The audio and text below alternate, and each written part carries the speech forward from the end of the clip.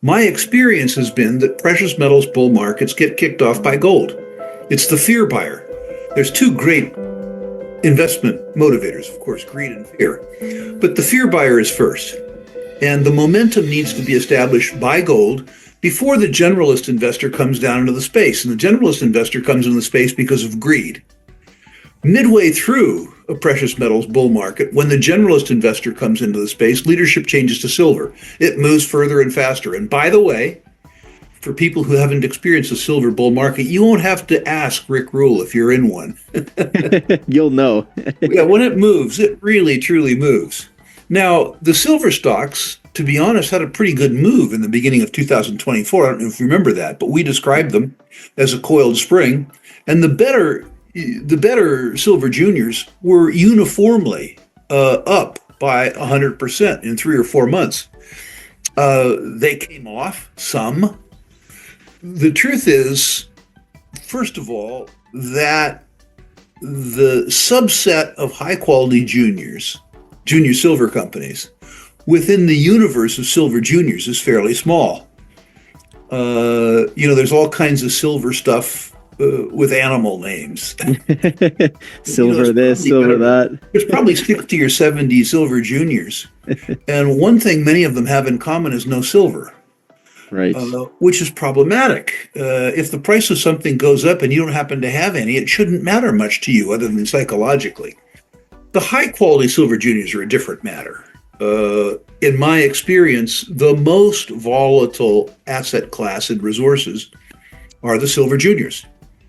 Doug Casey points out that when the generalist investor comes into the silver juniors, there isn't enough market capitalization in the silo to hold the money.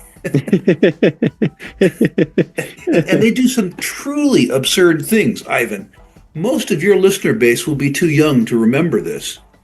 But in the decade of the 1970s, one little tiny Spokane penny stock called Coeur d'Alene went from 10 cents to $65. Oh, my goodness. That's not a typo, okay? Sadly, I was too poor and too dumb to take advantage of that.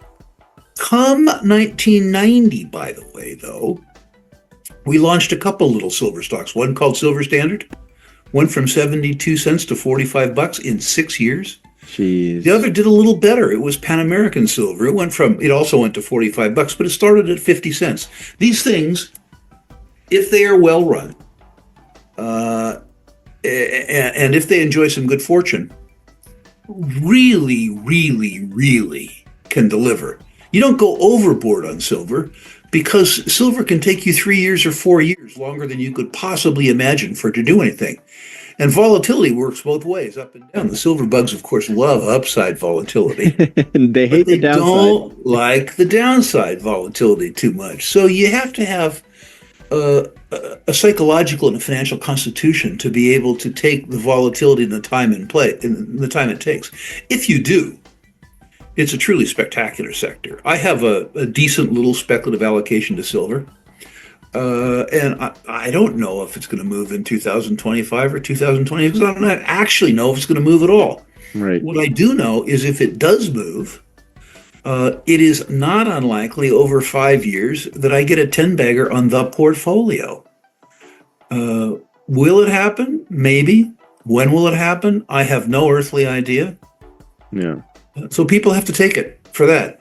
If you're a gold owner, you already know about all the ways precious metals can hedge yourself against financial instability. Monetary Metals is revolutionizing how people can invest in gold and silver. Right now, there's opportunities for you to earn 4% interest on your gold paid in gold in their marketplace. Now is the time to secure your wealth in an asset that the government can't inflate away.